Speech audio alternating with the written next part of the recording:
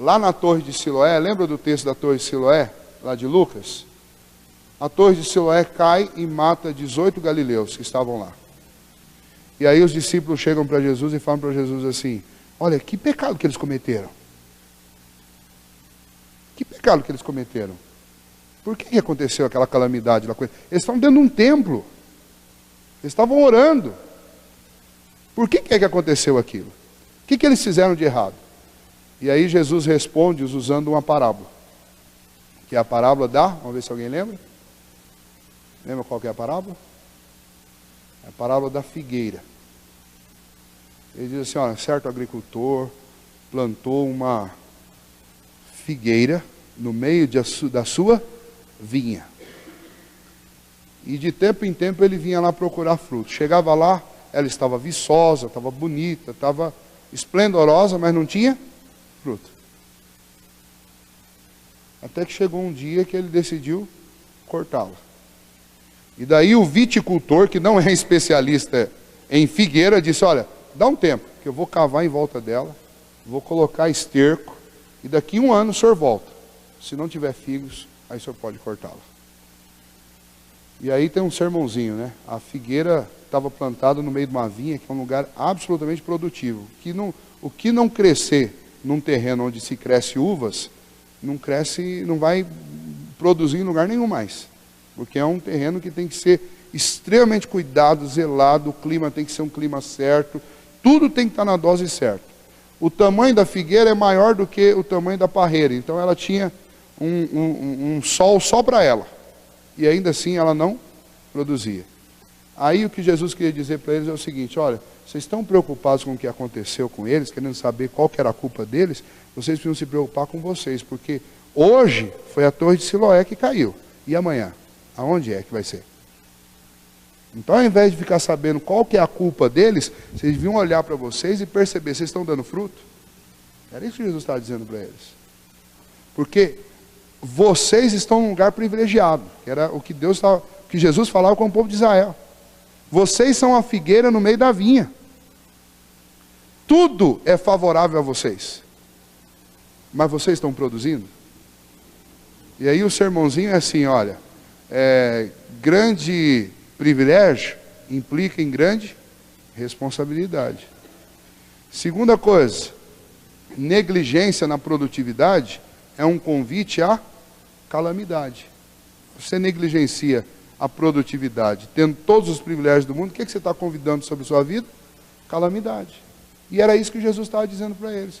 Olha, vocês não têm que ficar preocupados com o que eles deixaram de fazer ou fizeram. Vocês precisam ficar preocupados com o que vocês estão fazendo.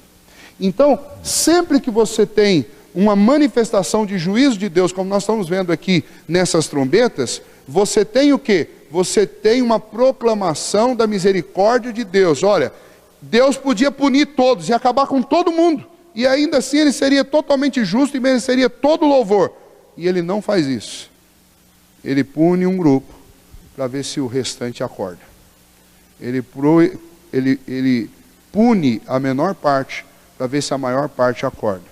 E na conclusão desse texto nós vamos ver que ainda assim os homens não se arrependem. Mesmo vendo coisas extraordinárias, eles não se arrependem. Mesmo vendo o juízo de Deus sendo manifestado, eles não se arrependem. Isso daqui também é uma confirmação de uma mensagem que está lá no Novo Testamento, que é a mensagem do rico e de Lázaro. Lembra? Lázaro morreu, o rico também morreu. Lázaro foi para o seio de Abraão ser confortado e o rico foi para o inferno. Ele não foi para o inferno porque ele era rico, ele foi para o inferno porque ele não creu em Jesus. Aí, lá do inferno, o que ele falou? Ele continuava sendo arrogante lá. Ele falou assim, pai Abraão, manda que Lázaro. Ele falou assim, ó, o Lázaro no céu no máximo ele pode ser o empregado. Então eu vou pedir, eu falar logo com o patrão dele mandar ele de volta, porque se ele ressuscitar e contar para os meus irmãos o que aconteceu comigo, o que aconteceu com ele, meus irmãos vão crer. Qual foi a resposta que Jesus deu? Aliás, que Abraão deu e que Jesus falou. Eles têm os pais e os profetas, que os ouçam. Aí ele insistiu, não. Ele falou assim, olha, se eles não creem na palavra, ainda que alguém ressuscite e vá dizer, eles também não vão crer. E aí nós temos novamente isso. Você já imaginou se, eu vou voltar lá no exemplo do filme, você já imaginou se não um filme, mas se estes fatos, da forma figurada como João escreveu aqui, acontecesse? Exércitos com 200 milhões de cavalos, cabeça de leão, cauda de cobra, e aquela coisa doida, e 1/3 da terra morresse. Vocês acham que os homens iam todos se converter a Cristo por causa disso? Não iam. Não iam. Infelizmente não iam. Nem assim. Porque o próprio Filho de Deus habitou 33 anos aqui. 3 anos pregou. Quantos discípulos ele tinha? 12. 1? 11. Depois que ele foi crucificado, o que aconteceu com eles? Deram linha de Jerusalém. E o descrédito deles ao que Jesus tinha dito era tão grande, que aí eram os subdiscípulos, né? Os subdiscípulos dos 12. Que os dois lá no caminho de Emaús conversaram um dia inteiro com Jesus. Você já imaginou o que é isso? Imagine que morreu alguém entre a gente aqui. Aí o sujeito ressuscitou. Aí você... o improvável é tão absoluto que você é capaz de olhar para a pessoa com as mesmas marcas no rosto, o mesmo semblante, a mesma voz, o mesmo conhecimento, o mesmo assunto, conversa com você o dia inteiro e você a ficha não cai. Esse texto lá de Lucas, do caminho de Emaús, me deixa muito intrigado, porque é um negócio impressionante, como você pode imaginar? O sujeito, um dia inteiro, 3 anos seguindo Jesus, depois eles passam um dia inteiro sozinho com Jesus, 2 camaradas, e eles só percebem que é Jesus quando ele, dentro da casa, começa a orar. E aí quando ele começa a orar, eles percebem só que aí é tarde, aí ele sumiu de lá.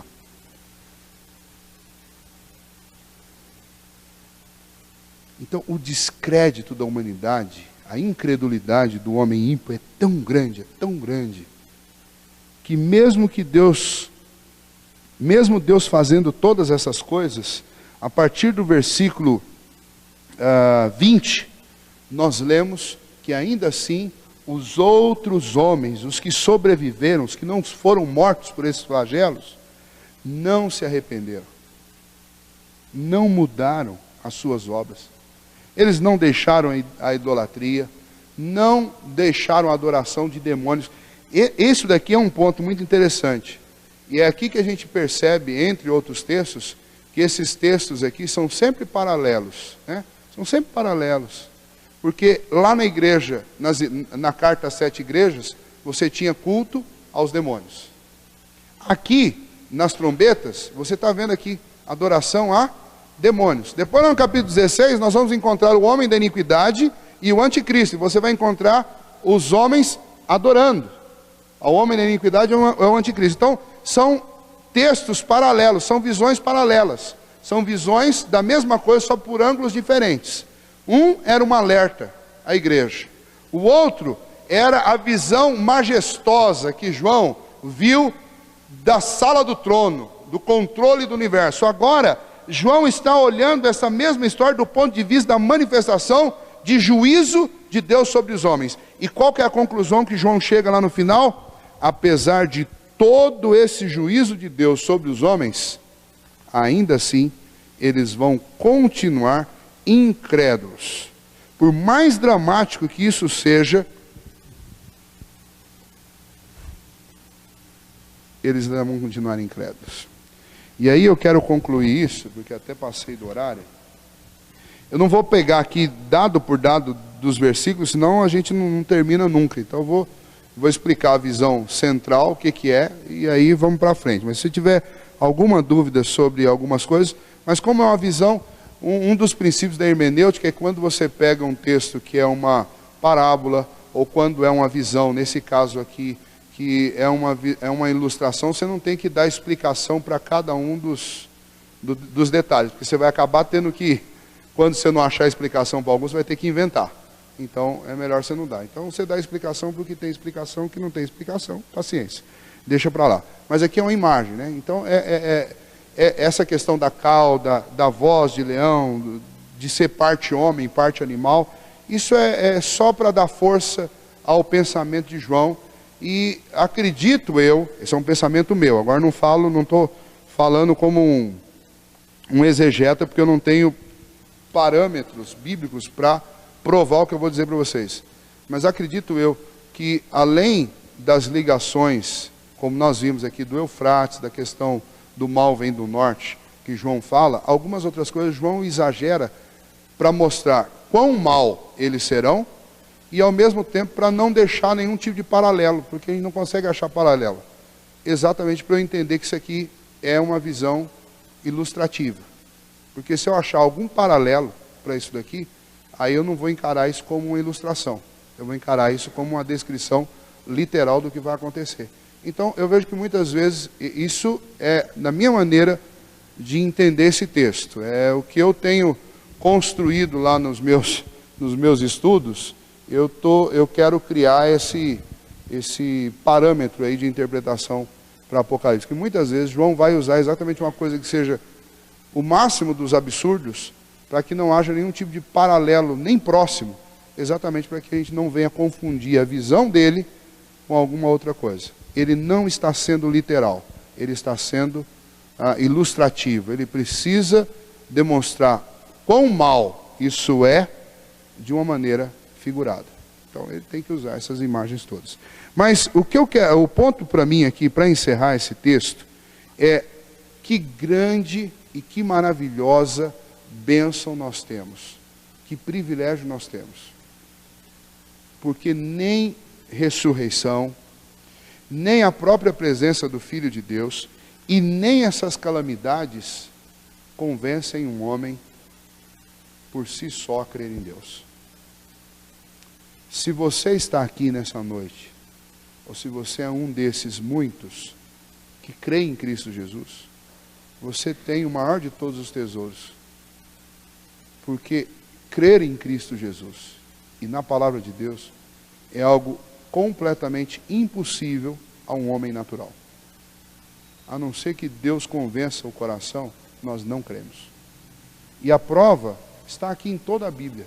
Não só nos relatos do Antigo Testamento, nos relatos do Evangelho, da incredulidade do povo diante do próprio Filho de Deus e dos milagres que ele fazia. E eles ainda chegavam ao cúmulo de pedir para Jesus sinais, né? Nós queremos sinais. E Jesus falou assim, mas eu sou o Filho de Deus. E essas calamidades estão acontecendo, estão aumentando, esse juízo está vindo, está por toda parte e os homens continuam não crendo em Deus. Então, se eu creio, se você crê, é porque nós somos muito bem-aventurados. E Deus nos alcançou. Isso é um privilégio. Você pode não ter mais nada na sua vida. Nós podemos ficar ou chegar a perder tudo que nós temos em outras áreas da nossa vida. Mas o profundo, que parece puro e simples, privilégio de crer em Jesus Cristo, é a joia mais preciosa que qualquer um de nós pode ter. E nós devemos agradecer a Deus todos os dias por isso. Porque isso é só a misericórdia de Deus. Eu não posso, por mim mesmo, me convencer da existência de Deus. Embora as provas existam. Embora os fatos falem por si só. E ainda assim, o pecado cegou de tal maneira a humanidade que um homem sozinho não pode. Então nós temos muitos motivos para agradecer a Deus. E para perseverarmos no caminho do Senhor. Mas sem dúvida nenhuma, o maior de todos os motivos é exatamente o fato de nós crermos em Jesus. Porque os homens não vão crer.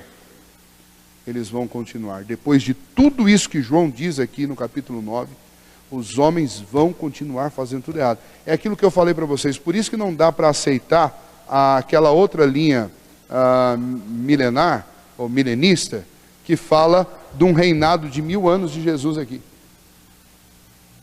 Ela é descabida, porque Você vai imaginar Jesus convivendo com essa podridão toda durante 1000 anos? A troco de quê? Os que são convertidos são aqueles que Ele quer e que o Espírito Santo de Deus atua e os transforma. E onde o Espírito Santo de Deus não atua e não transforma, não vai haver transformação. Então, 1000 anos seria completamente inútil, porque não ia mudar. Porque não mudou quando ele estava aqui nos 3 anos. Embora gerou um impacto no mundo gigantesco, em apenas 3 anos de ministério. Mas ainda assim, você não muda o coração do homem. Só o Senhor Jesus pode mudar por uma ação direta dentro do coração do homem. Então, 1000 anos, ou ele converte todo mundo em um dia, ou quem não for para ser convertido em um dia não vai ser convertido nem nos 1000 anos. E aí você teria o Filho de Deus sofrendo nesse mundo de pecado. Não faz o menor sentido isso. Mas vamos louvar sempre a Deus. Eu acho que nós temos, de vez em quando a gente precisa fazer uma avaliação honesta do que nós temos. Nós temos um tesouro muito grande. E nós passamos a maior parte do nosso tempo pedindo coisas para Deus. Nós passamos a maior parte do nosso tempo reclamando de outras coisas com Deus. E será que Deus não olha para a gente lá de cima e fala assim, esse pessoal não sabe o que eles têm? Eles não sabem o que eles têm. Por isso que eles pedem tanto, ou por isso que eles reclamam tanto. Porque eles não sabem o que eles têm. O que nós temos na mão é a única coisa que nenhum homem pode conseguir, de jeito nenhum. Nem através da doença, nem através da saúde, nem da riqueza, nem da pobreza. Não se consegue isso por si só. É algo que nós só conseguimos quando Deus resolve nos dar. E você tem, e eu tenho. Então nós temos motivos de sobra para agradecer a Deus. Ainda que Ele nos dê a pior vida do ponto de vista humano, ainda assim nós somos bem-aventurados. Amém?